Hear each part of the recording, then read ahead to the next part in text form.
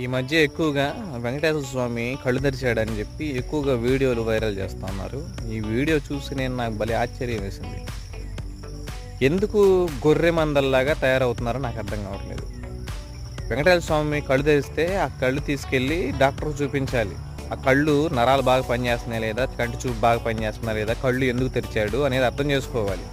ఆ కళ్ళలో రక్తనాళాలు బాగుండే లేదా, కళ్ళు బాగా కనిపిస్తున్నాయా లేదా, ఒకవేళ తెరిస్తే ఎందుకు తెరిచాడు, కళ్ళు తెరిచినందుకు పెళ్ళాలను కొట్టేవాడు పెళ్ళాలను కొట్టడం మానేశాడా, క్రిమినల్స్ మారారా, లంచాలు తీసుకునే వాళ్ళు మారారా, రాజకీయ నాయకులు మారారా, తాగుబోతులు మారారా, ఇన్నాళ్ళ నుంచి బడికి వెళ్ళనన్న పిల్లడు ఏమైనా ఇప్పుడు బడికి వెళ్తానని చెప్పి వెంటబడుతున్నాడా, దానివల్ల లాభం ఏంటి? దేవుడు ఏ పని చేసినా ఉపయోగం లేని పని చేయడు.